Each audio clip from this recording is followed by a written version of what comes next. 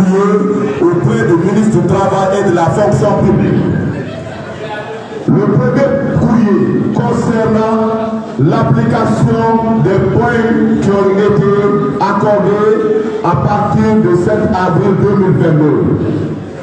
Le deuxième courrier concerne la plateforme revendicative 2023. Donc, chers camarades, je vais commencer par le premier courrier qui concerne l'application des points d'accord du protocole d'accord à la date du 7 avril 2022. Pour aller rapidement, on s'est entendu d'augmenter l'allocation familiale de 2200 à 25 000 francs guinéens. Donc, nous avons obtenu ce point en 2022. Le gouvernement n'a pas respecté ce point. Donc, le mouvement Sénégal a demandé à ce que ce point soit accepté d'abord. Et je suis heureux de vous informer que nous avons obtenu le point d'application à 100% pour tous les fonctionnaires de l'État pour leurs enfants. Et les retraités aussi. Parce que pour les retraités, ils ne prenaient pas en compte. Donc ce point-là a été acquis. Le deuxième point, ça concerne la valeur monétaire du point d'indice que nous avons boosté de 698 à 977. Vous savez, quand on vous dit aujourd'hui, pour définir le salaire indiciaire, c'est la valeur monétaire du point d'indice multipliée par le point d'indice. C'est ce qui donne la valeur monétaire du point d'indice. Maintenant, ils étaient à 698. Le mouvement syndical a boosté ça à 977. Mais le gouvernement ne respectait pas pour nos travailleurs qui sont partis à la retraite. Donc ici encore, je suis heureux de vous informer que nous avons pu obtenir l'accord que le gouvernement guinéen va appliquer ce point pour tous nos travailleurs qui sont partis à la retraite. Troisième point, il s'agit des enseignants. Vous savez, il y a le statut des enseignants et des agents de la santé. Eux, leur valeur monétaire du point d'indice, ce n'est pas 977, mais plutôt c'est 1030. Est-ce que vous comprenez? Bon, pour les retraités, nous avons dit, il ne faudra pas qu'on applique les 977 pour les retraités côté enseignants et côté agents de la santé. Donc ce point aussi, nous l'avons obtenu pour nos camarades qui sont partis à la retraite. Au lieu qu'on indexe sur les 977, ils vont indexer sur le 1030 pour les camarades qui sont partis à la retraite côté enseignants et agents de la santé. Les enseignants contractuels. Vous savez, c'est un point que nous avons obtenu en 2022. Le gouvernement s'est engagé à recruter les enseignants contractuels en situation de classe et organiser un concours fermé, spécifiquement réservé à cette catégorie. Mais le gouvernement n'a pas respecté. Nous avons dit aussi qu'il faut qu'on puisse trouver un accord pour que les enseignants contractuels soient recrutés.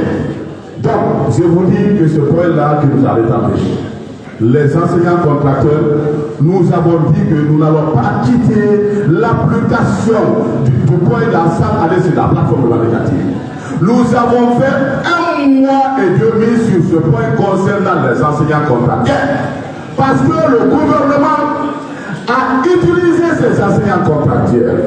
Plus de 7 ans qu'ils enseignent, ils ne voulaient pas organiser le concours. Nous avons dit, maintenant, il faut que vous nous dites quand ces enseignants contractuels-là vont être engagés à la fonction publique. Ils ont refusé de discussion en discussion. Nous avons obtenu un accord qui dit que tous les enseignants contractuels qui vont gagner le concours qui sera organisé entre eux vont être engagés à la fonction publique au 1er janvier 2024. Et maintenant, nous avons dit, nous n'avons pas confiance à vous. À chaque fois qu'il y a des concours, le ministre prend, ça sert, le secrétaire général prend,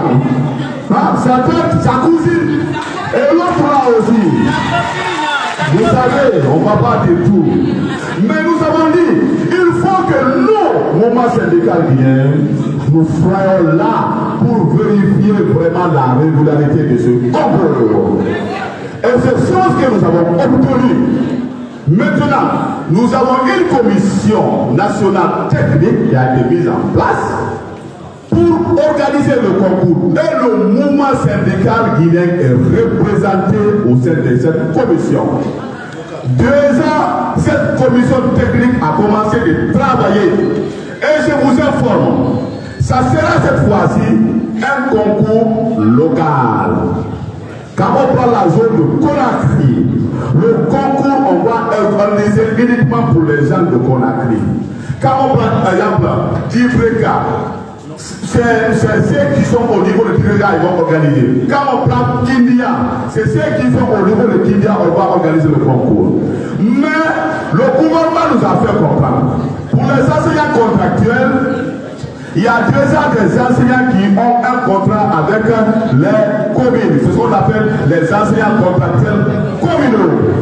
Déjà avec l'ANAFIC, on les a promis de les payer un salaire avec un contrat ici. Nous avons dit, ok, et pour les enseignants de Conakry ici, qui ont déjà aussi des contrats depuis 2012, bien que vous avez dit que vous allez annuler le contrat, maintenant, eux aussi, il faut qu'ils puissent participer au concours parce qu'ils enseignent. Nous nous sommes entendus que la commission va travailler avec le gouvernement et le MATD et le patronat pour que ces enseignants dans la zone de Conakry soient répartis au moins dans le grand Conakry. Donc aujourd'hui, à date, dans la commission nationale technique, les enseignants contractuels sont représentés au nombre de 2 techniciens des enseignants contractuels. Pour vous montrer que le mouvement syndical guinéen, nous sommes là pour le partage. Nous sommes là pour l'équité. Nous sommes là pour la justice sociale. Nous avons dit, écoutez, c'est vous qui êtes du domaine, c'est vous qui maîtrisez. Donnez-nous le nom de 2 personnes, de 2 techniciens qu'on va mettre au niveau de la commission technique. Ils nous ont envoyé le nom de 2 techniciens informaticiens qui vont être au niveau de la commission avec le gouvernement. Déjà, ils ont commencé le travail. Après, c'est quoi? Après ce travail, il faut maintenant faire l'identification sur le terrain. L'identification veut dire quoi?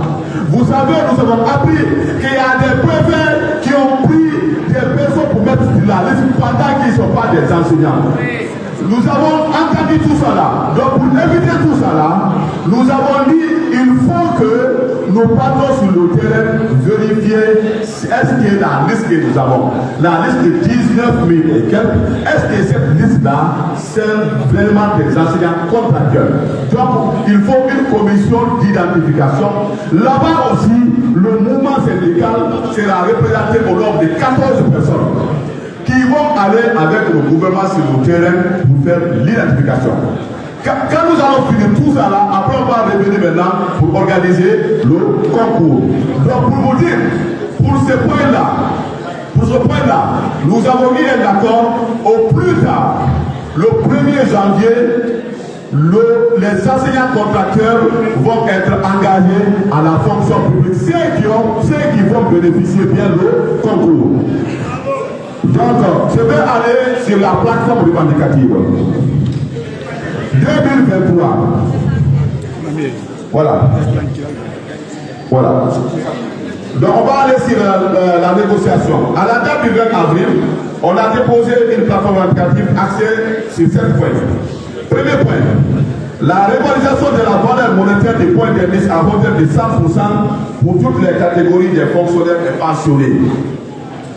Majorer les indemnités de logement et de transport de 500 000 chacune. Ça, c'est le premier point. Deuxième point, exige des négociations internes dans les secteurs privés et mixtes, permettant une valorisation du salaire de base à hauteur de 70% et le respect de la décision numéro 02-20 du 10 mars 2022 du ministre du Travail et de la fonction publique. 3. La revalorisation de la pension de retraite des travailleurs déclarés à la Caisse nationale de sécurité sociale à hauteur de 50% des derniers salaires mensuels payés. 4. La fixation de la prime de départ à la retraite de 2 mois à 12 mois et faire le paiement à temps de la dite pension. 5. Faciliter l'obtention des documents administratifs biométriques et revoir à la baisse les prix de la carte grise et du permis de conduire des engins roulants en faveur des travailleuses de tout secteur confondu. Et nous avons fait ce qu'on appelle un addendum à la plateforme négative à la date du 30 mai 2023. Nous avons ajouté 2 points. L'allocation familiale de 2200 à 25 000 pour tous les pensionnés concernés à l'instar des agents. Ça, on a réglé. 2. L'engagement à la fonction publique de tous les stagiaires de la RTG qui ne bénéficient d'aucun salaire, travaillent pour la plupart depuis plus de 10 ans. Voilà les points qu'on a déposés. Maintenant, je vais vous expliquer ce que nous avons déjà négocié. Le premier point, nous avons commencé à négocier d'abord la valeur monétaire du point d'indice pour tous les fonctionnaires. D'entrée de jeu, le gouvernement nous dit, écoutez, nous allons proposer une prime à lieu et place de la valeur monétaire du point d'indice. On a rejeté, on a dit on n'est pas d'accord. Parce que c'est la valeur monétaire du point d'indice qui accompagne le travail quand il part à la retraite. Est-ce que vous comprenez? Nous avons dit qu'il faut qu'on négocie ce point-là. Ils sont venus avec une proposition de 10%.